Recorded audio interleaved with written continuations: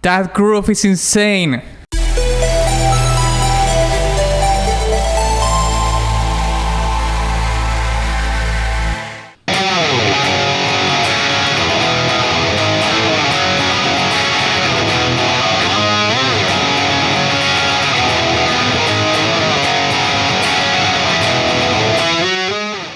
Greetings Wanderer, this is Atlas here and welcome to the Void. Today I'm going to be reacting and breaking down a song called Counterattack Mankind from the original soundtrack of Attack on Titan.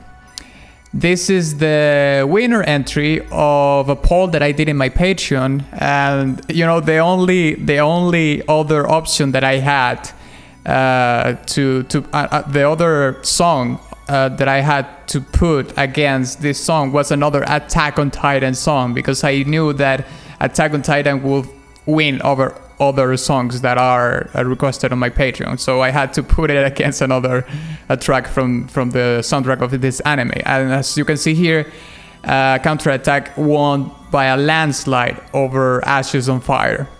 So I'm going to be doing that today. Also, I would like to talk to you about some anime reactions that I'm doing in Patreon as a bonus content. Right now, I am reacting and breaking down episodes from JoJo's Bizarre Adventure. So if you're interested in that additional content, that's going to be available in my Patreon. The link of that will be in the description of this video. Finally, I want to talk about something very exciting that I'm going to be doing for the first time, and it's the giveaway. I have this Nendoroid figurine of Attack on Titan for the giveaway, and you will be able to enter the giveaway in the link that I'm going to be leaving in the description of this video that says giveaway. But this giveaway wouldn't be possible without Cody Mink and Josie Joestar. Cody is my mod in Discord, and Josie is one of my Discord booster extraordinaires and also a Patreon supporter. So thank you very much, you two, for everything that you have done so far, okay? One final clarification though, the giveaway is going to be US only for people in the United States, okay? We're gonna start small, and then we can go and do a bigger giveaway, a worldwide giveaway, if you will, in the future. That could be a possibility too, but first we're going to be starting small, okay? So, this is not my first rodeo in regards to Attack on Titan. YouSeeBIGGIRL and Attack on Titan were fantastic tracks. So I'm really looking forward to listening to Counterattack Mankind. So without further ado, onward. Okay, we have here Counterattack Mankind from Attack on Titan. Boom.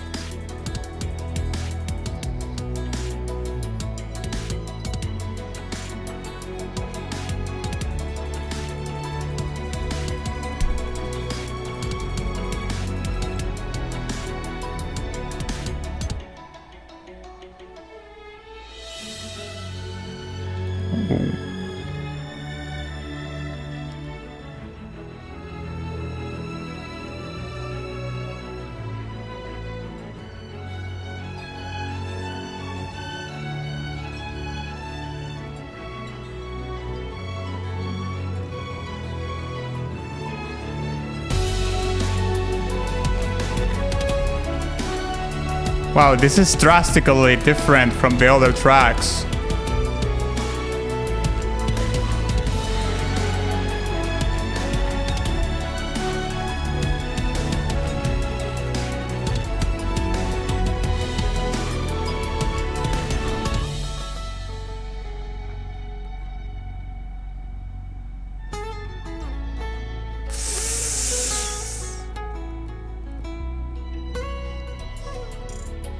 The guitar was...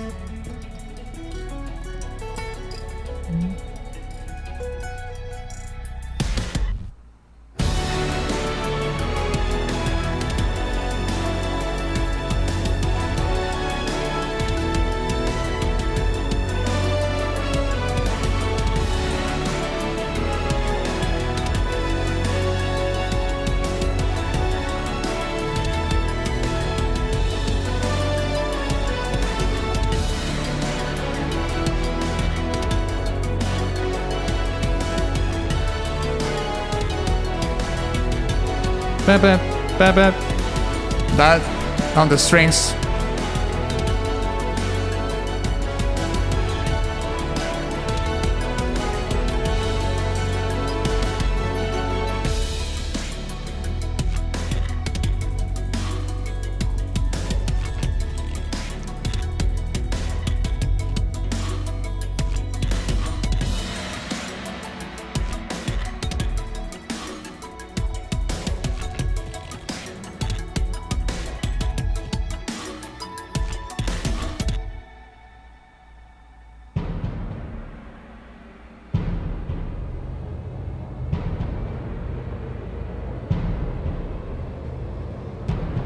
It's building up.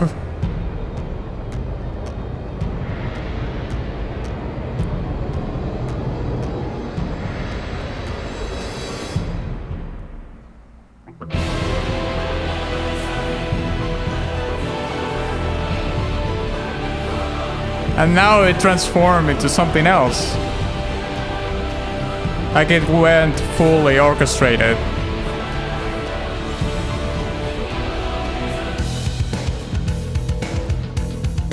Oh!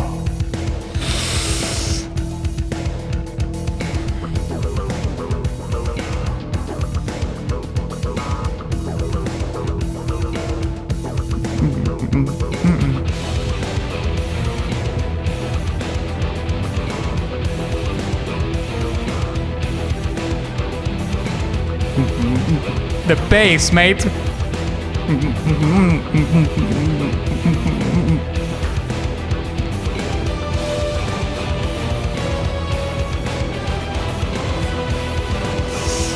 That groove is insane.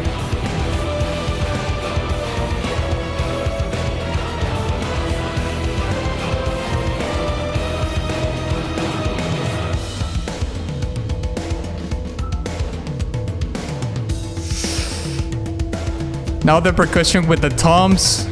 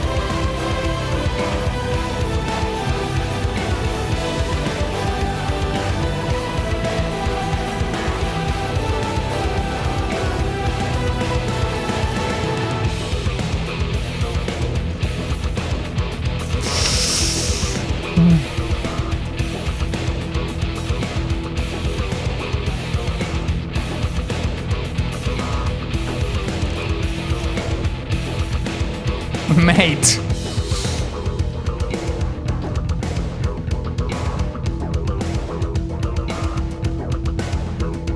It's so groovy.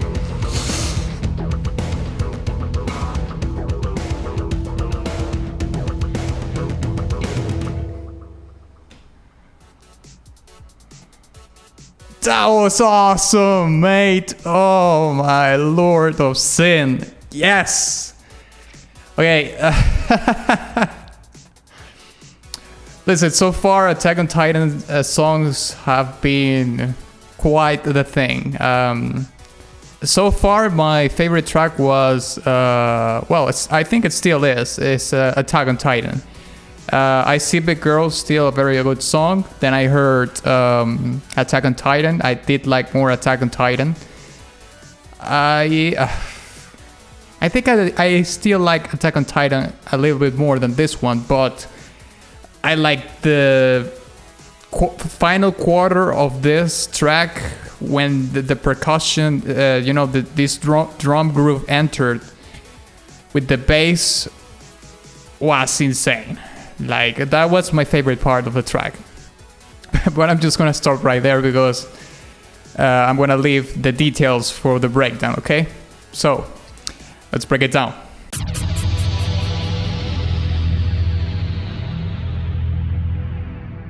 Okay, so, well, I'm just gonna start the breakdown as I usually often do, you know. I'm just going to mention a couple of general things in regards to the song as an overall, you know, umbrella thing.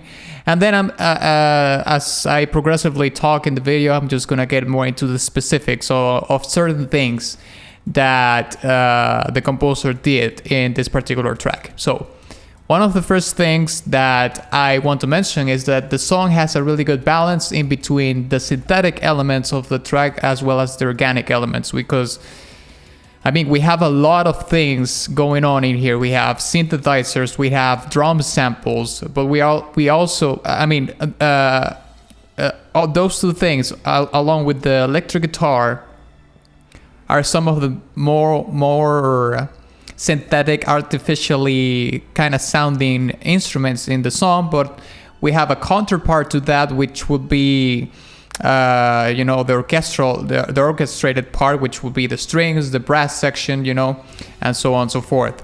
And we also have, of course, a little bit of an acoustic guitar in a very specific part of the section of the song, apologies, which we're going to be talking about later.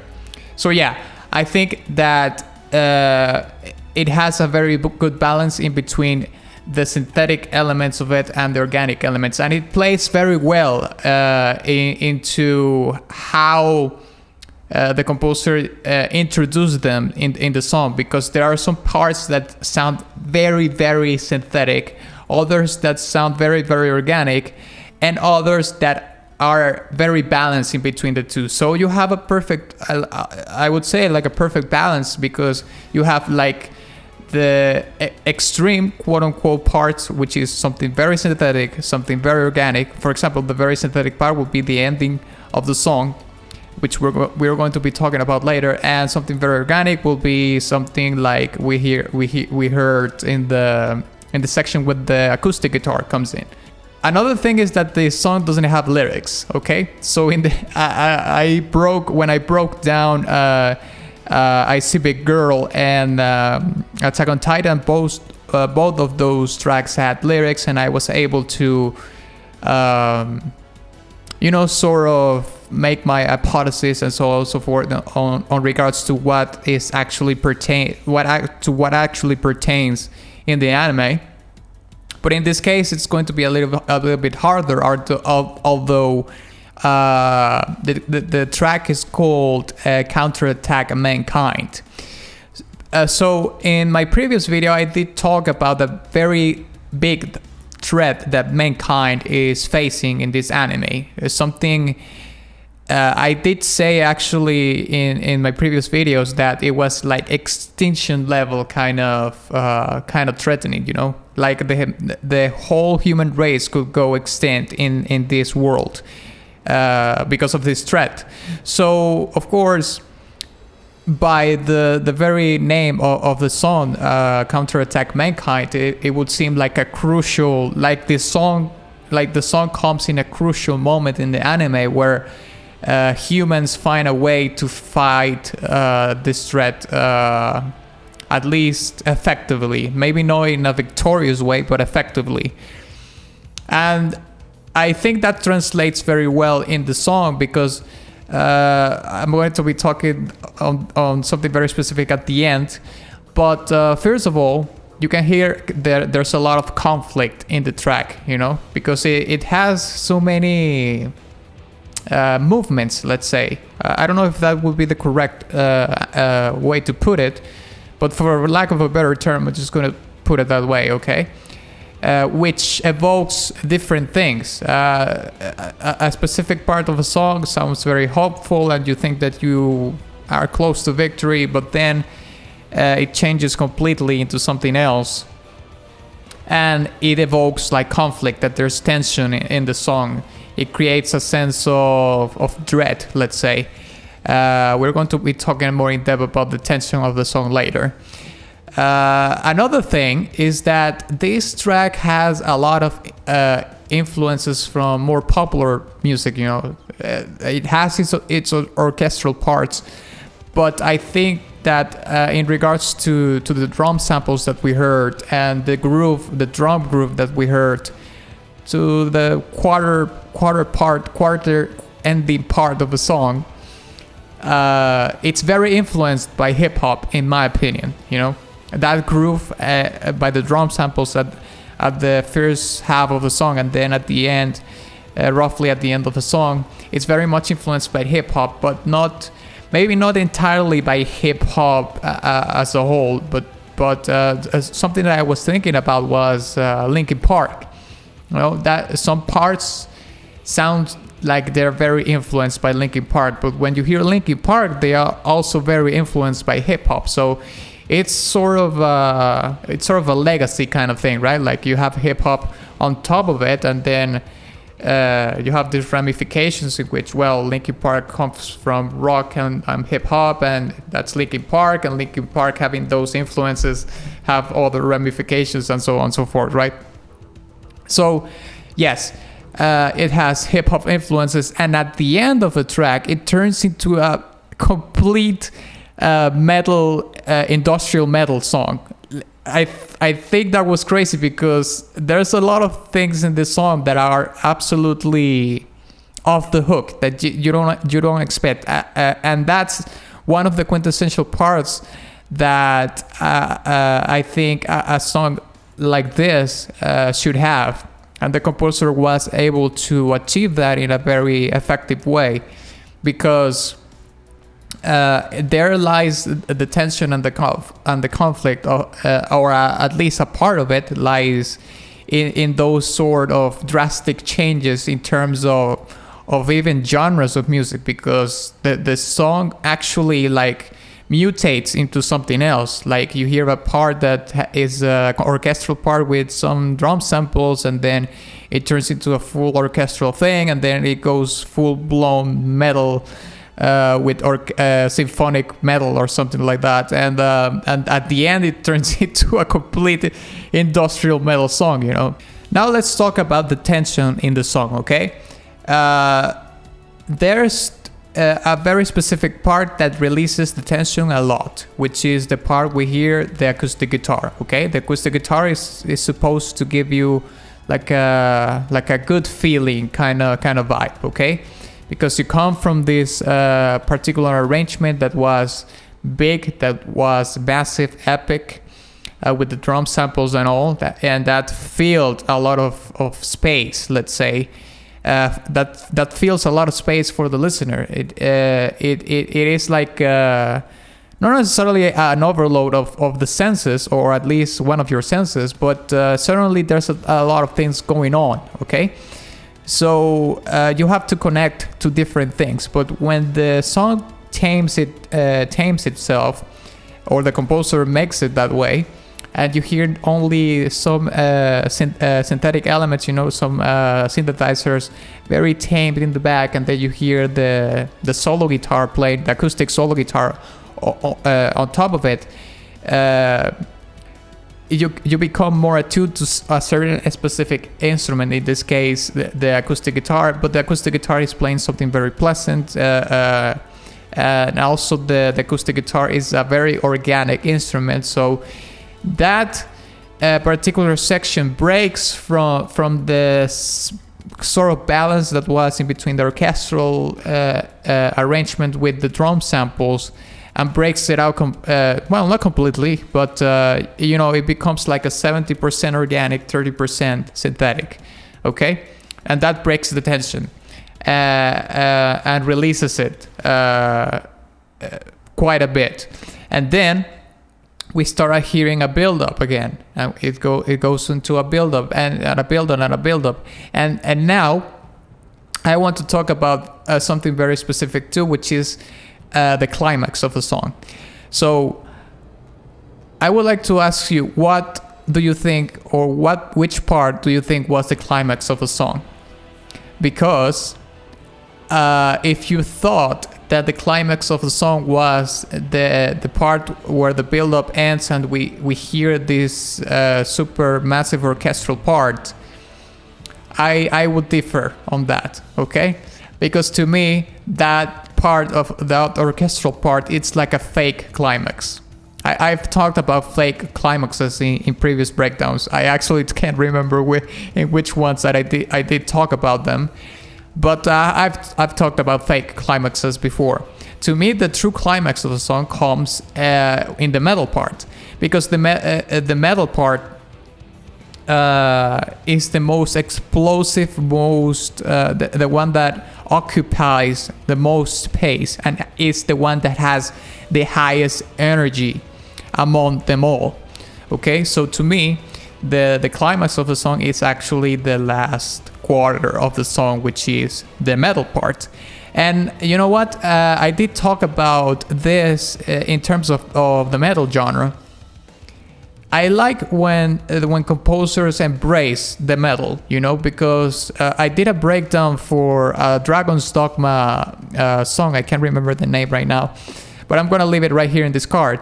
And I was talking about how metal is a genre of music that you have to just unleash, you know, because metal is about being in your face, or sometimes even spitting in your face because it's so abrasive. So I liked that the composer in this track was or made the decision to just unleash the metal. You know, it's not tamed, it's there, it's abrasive, it's big, it's in your face. And although, you know, one of the most abrasive elements in metal would be the electric guitar, you know, these very saturated guitars. In this particular case, it wasn't so much present in the sense that the electric guitar was just present as a supporting role in that part. What really was the highlight of, or the spotlight, what took the spotlight to me in this quarter part of a song at the end was the groove, like the drums, and this particular part there's real drums, or at least like it's not drum samples, you know, it's the sound is very different from the drum samples that we hear at the beginning. In this case we have drums playing, and the playing between the bass drum and the actual bass on the song was insane. That groove was insane, and to me, that's the best part of the song, that particular arrangement in the song, because it just slays, mate. I can't find another way to describe it, but yeah, maybe I can articulate it a little bit better, because it's very rhythmic, you know, and it's very it's very rhythmic, but at the same time it's very percussive. Okay, so when you hear instruments adding to the premise of the drums, you know, in this case the bass is, I think, was playing basically the same rhythm as the bass drum in the drums. It makes it even though the bass could have done something different, the fact that the bass is doing that, it adds a more percussive element to the track. So yeah, letting the metal unleashed was great, and then the song progressively turns into this industrial metal track. So I mean, this track has so many things, and this kind of tracks, although they could be perceived as so many things in one plate, at the same time you have to think of the musical landscape that we have out there. You know, there are so many genres, and there's so many music to pick and choose from to make a song. You know, And you know what is very difficult to pull off? To be able to merge different genres in a song, and the song not sounding like blocks, you know, like, okay, this genre is here, and then this genre is here, and then this genre is here. You know, you can very much tell the difference in between different sections of the song when a musician or a composer or whatever it may be is trying to make a song with very different sorts of genres in music, but the song can get blocky, you know, like there's like very hard segmentation in between them. But in this case, listen to what happens at the end of the song. Like yes, the track turned into a metal track, but it turned into an orchestral, you know, into a symphonic metal song, but then progressively started to switch to an industrial metal song. Now, it has like a metal on the foundation, so it's not that difficult to do, of course, if you have a metal as a foundation. But I'm using that as an example to give you the premise of how I think is the best way possible to achieve, very different genres in the same thing. Like, you know, like in the past, for example, we had this notion that hip hop and rock were like the opposite of each other, and then we had bands like the Beastie Boys, you know, which is, of course, it's a hip hop group, but they started adding rock into their music. And we had other cases like Anthrax, you know, doing a song with Public Enemy and so on and so forth. And then we had like Korn and Linkin Park and Limp Bizkit and so on and so forth. Okay, so now we know that those two genres can work perfectly, you know, and that's the kind those are the kind of challenges that musicians and composers face in the face of a song that you have in your mind, the concept of merging these different genres and styles of music.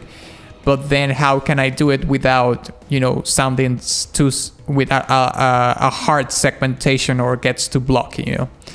So I think that this song achieves that, not 100%, but it is almost there, I would say.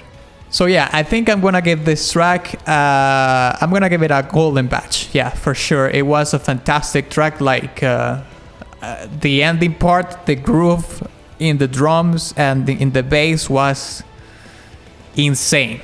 That was, to me, my favorite part of a track. I could listen to that groove over and over and over again, which I'm probably going to do after I finish recording this video. So yeah, thank you very much for watching this video. If you enjoyed it, please give it a like and share it with your friend. Also, please don't forget to visit my Patreon in case you want to sway the influence towards what I'm going to be breaking down next.